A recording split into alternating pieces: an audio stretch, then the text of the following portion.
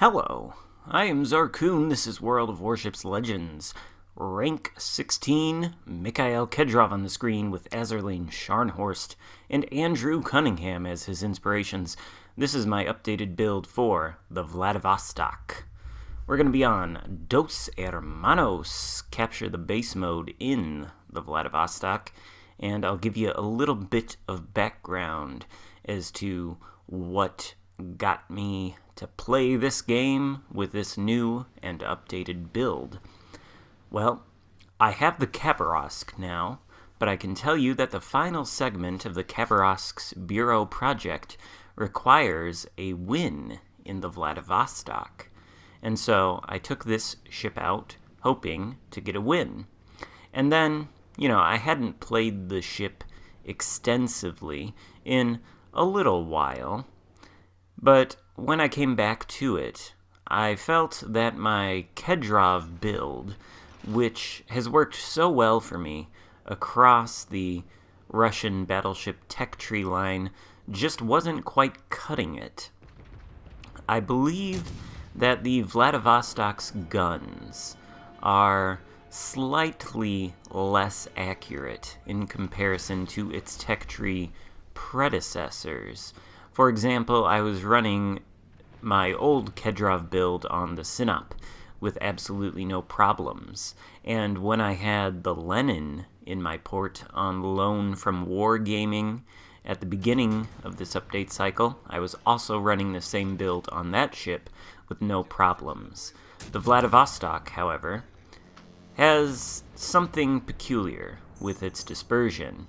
But as you can see, the dispersion is not so much a problem in this game. In fact, the hand of Stalin reaches up from out of the ground, in the grave, guides the shells into the Wichita's citadel for 23,000 damage. Definitely not a bad start. Kind of in a situation here with this, I think it's an Alaska behind me, want to get out of his way so that he's not forced to give broadside to the battleships out there behind that island. Anyway, I was thinking to myself, the Vladivostok's dispersion seems to be a little bit wonkier than the other Russian battleships, and so I thought, what would be a solution to this? Well, one solution would be to run Galler as the commander, but I am not inclined to do that on this battleship or any Russian battleship, except maybe the Poltava, which does seem to benefit from having Galler. All the other Russian battleships, though, I think are hurt somewhat by having Galler, including this one. Why is that? Well, they're all pretty heavily armored, particularly the Vladivostok, which has 32mm bow plating and 32mm deck plating over the bow and stern.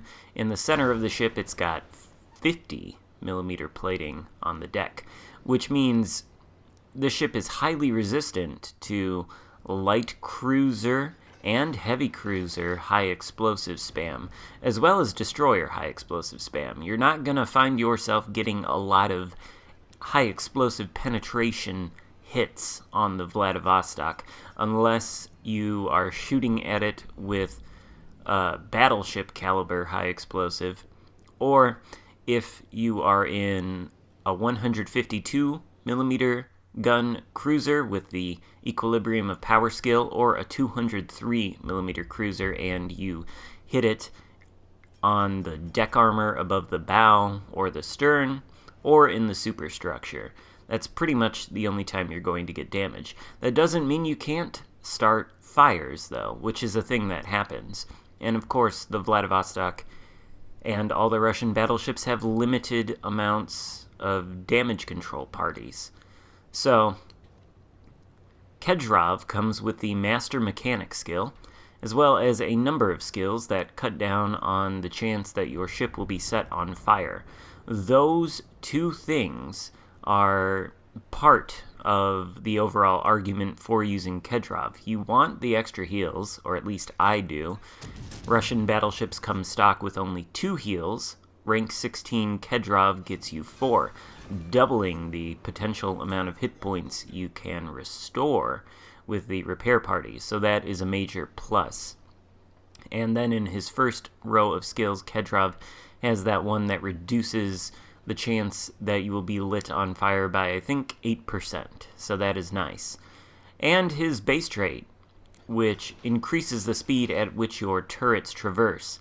Also very, very good for the Russian battleships and for many other battleships, particularly ones that like to get in at close range and brawl. I'm thinking the German battleships or the Roma.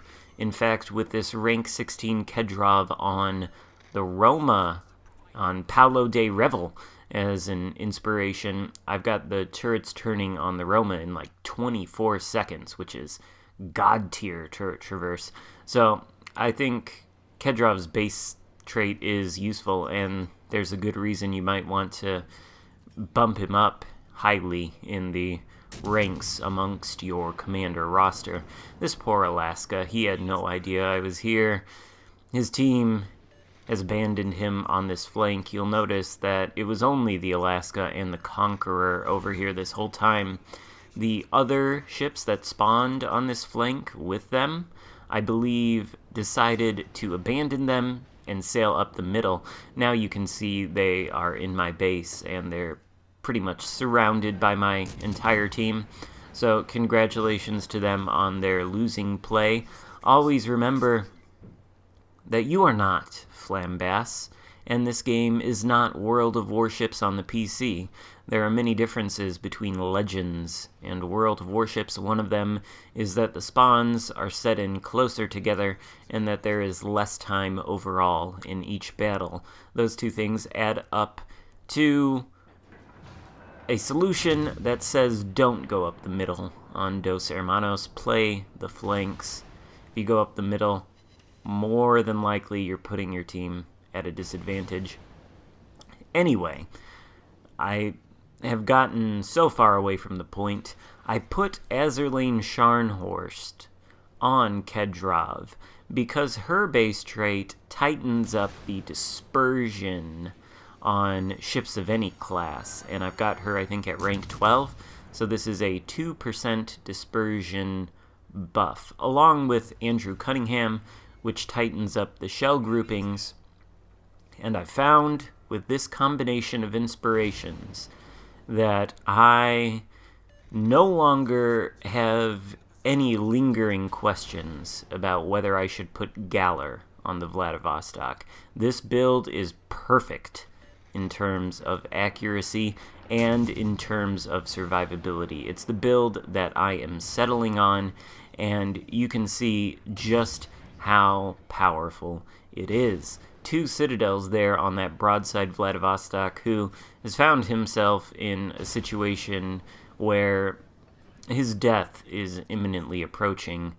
Since those two enemy ships decided to go up the center channel of the map and not participate on the Conqueror and Alaska's flank, I was able to push in very quickly, very effectively, sort of on a rampage. Got a friendly cruiser supporting me. Frankly, I don't really need his help at this point. It's just this low health Vladivostok and a Worcester over there, who I am ignoring. You can see he's lighting fires on me, but his shells are not damaging me basically at all, unless they hit my superstructure, in which case they're doing minimal damage. Vladivostok is down. I could have taken him down, I think, but the cruiser gets the killing blow. I had hoped that Vladivostok would be my 4th kill, and then this Worcester would be my 5th, but the support I'm getting from the cruiser next to me is going to prevent me from getting a Kraken, which is fine, you know, it's whatever. At least we're going to win. Hit the Worcester there very hard for a Citadel, and we're up to 164,000 damage done. The Worcester is the last ship that we're going to be able to fire at throughout the course of this game. Actually, it's not. There is a Grosse Kurfürst out there to the east of my cap circle. He's engaging the friendly ships that are still over there. And at this point, we don't need to cap in order to win. So I'm going to finish off this Worcester and try to get some shots on the GK just to farm up the damage numbers a little bit more. We're already sitting at 174,000, and the Worcester goes down to the Kutuzov behind us. So there is no fourth kill for us, and no chance of taking down this Grossaker first from the position I'm in, so no Kraken. But a nice amount of damage in the Vladivostok, and one of the more effective pushes up a flank of Two Brothers that I've ever been a part of. So I hope you enjoyed this video.